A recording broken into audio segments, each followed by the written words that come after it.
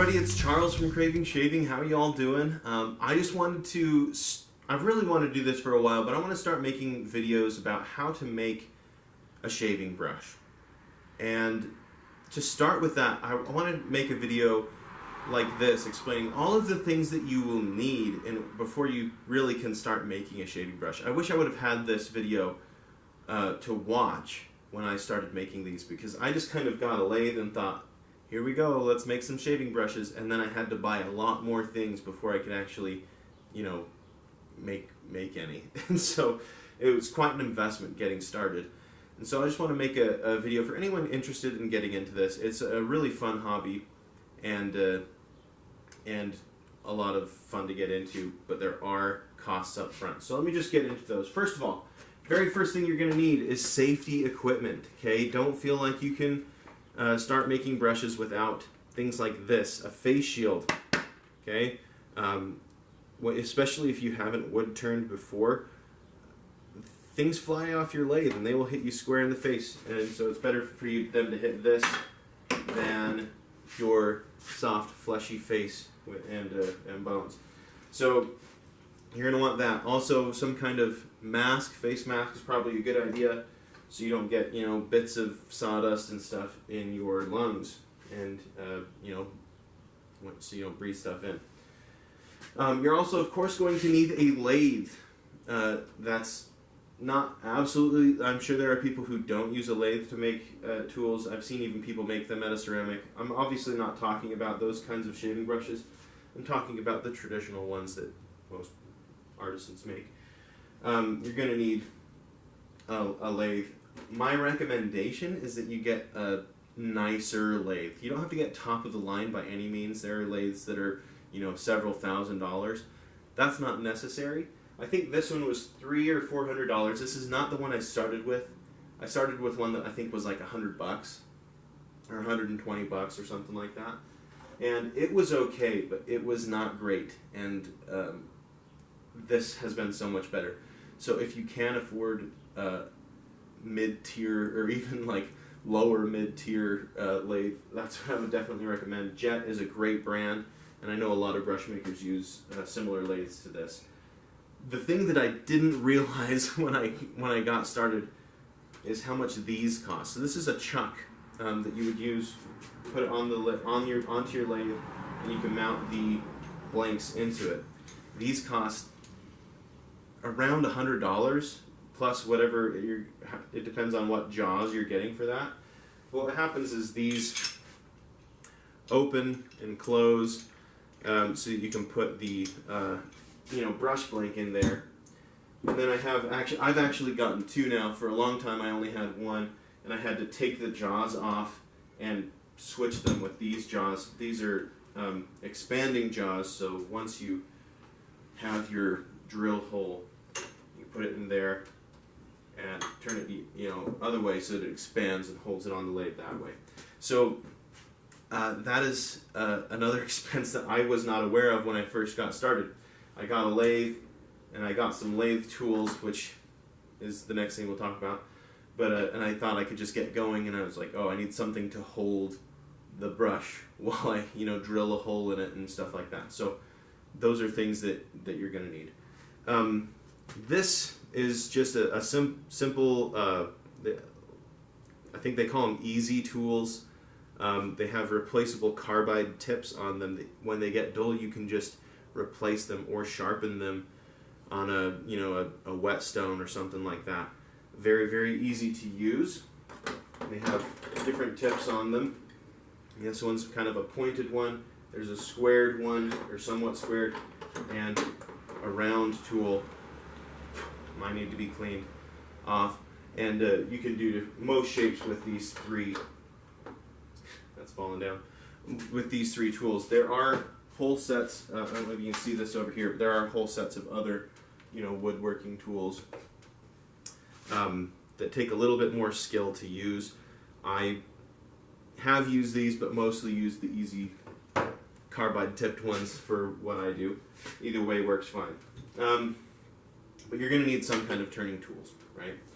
You're also going to need a drill bit and probably a drill chuck, which again, I mean, to get a good one, it's probably, you know, $50 or something, but they're not super cheap. So there are cheaper ones, but I've found that quality is important with the drill truck.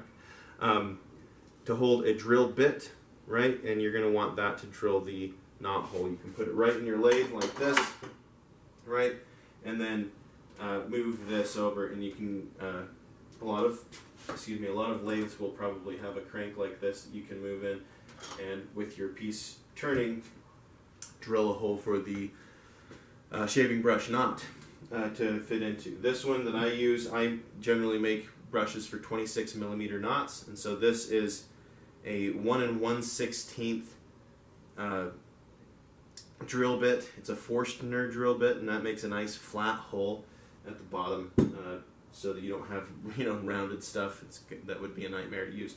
If you have a drill press, obviously you probably could use that instead of this. I don't have a drill press. That's just another expense for me, so it's not something that I've opted to use. Kind of going along with that, you're going to want to have calipers. It's not a must, but it sure makes things easier. Digital calipers would be even better. I have a set of those elsewhere. But, you know, using calipers to see how deep the knot hole is, right?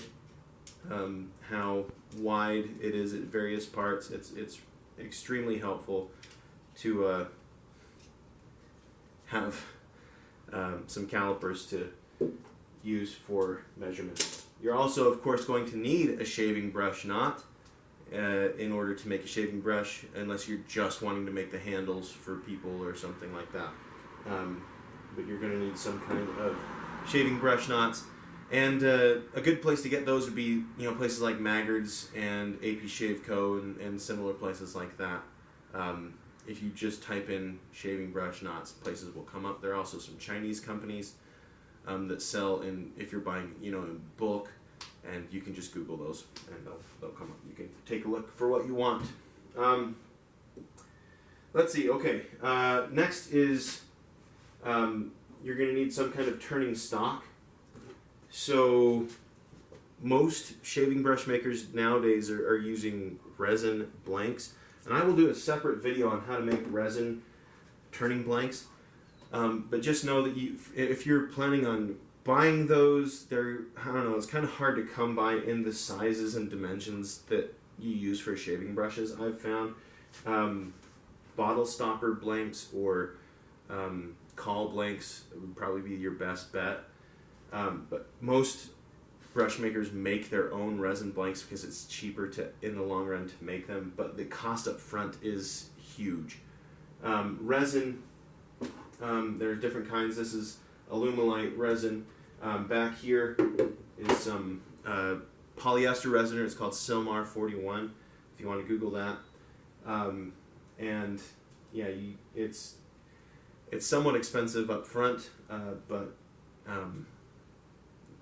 depends on the quantity that you're buying as well. You're going to want that. You're going to want pigments to color it, and you're going to want molds to cast it in. These pill bottles work really, really well. Or there, of course, are more traditional square molds that you can buy as well. This is a lizard blank, so you can Google them if that's something you're interested in buying, and cast them in that. Also, if you are using Alumilite, you're going to need a pressure pot, not a pressure cooker, okay?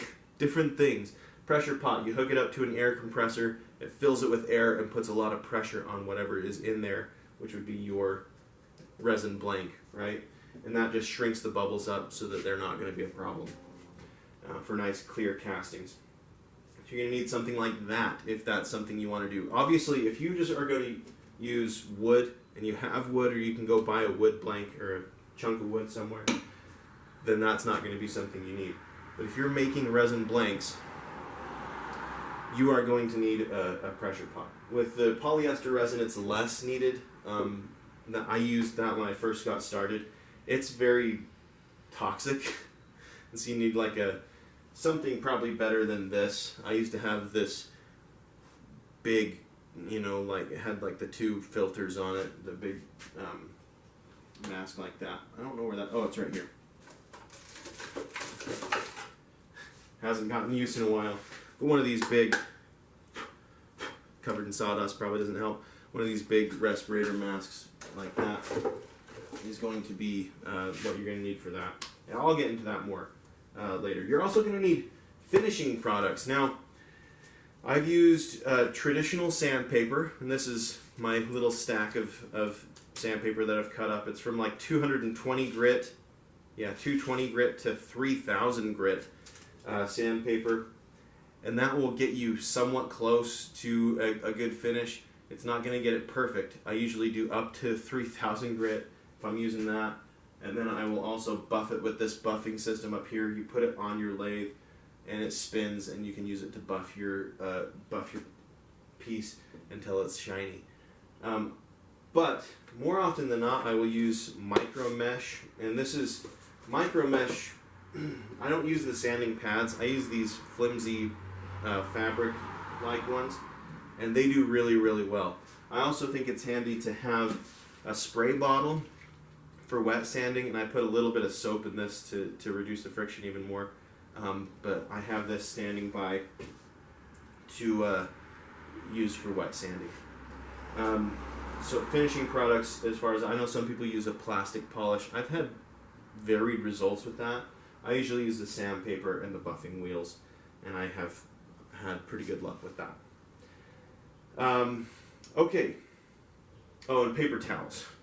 Again, for wet sanding, you're going to use a lot of paper towels to dry off the blank between grits and things like that. So those are the kinds of things that you'll need in order to get started in making shaving brushes. And I think I've covered everything. I've got a little list here to cheat on. Apologize all the traffic. I'm doing this out of my garage. This is where I am with the garage door closed. It's atrocious lighting, so if that bugs you, let me know. I am going to make a few more videos like this. I'm definitely going to make a resin casting video, and how to turn blanks, and I'll probably make some just shaving brush turning videos as well. Hopefully you guys enjoyed this. If you like this, let me know in the comments. If you have any questions or comments directly to me, you can email me at cravingshaving@gmail.com. And if you are a brush maker or wood turner and you've thought of things that I have missed, please let me know. Because I would like to pin that in the comments or something if there's something that I missed. But I think I've covered all of the basics that you need to have. So I'll throw some links down to products that are at least similar products to what I have down in the description. And I think that is it. So yeah, if you enjoyed this, please hit the like button and hit subscribe for more content. I'm almost at 750 subscribers as of making this, and so we'll be doing a giveaway at that point. I'll be giving away a razor and brush set that I have yet to make. Maybe I'll make that on here as well. So there's that, and I think I've talked long enough. So thank you for tuning into this episode of Craving Shaving, and have a wonderful day.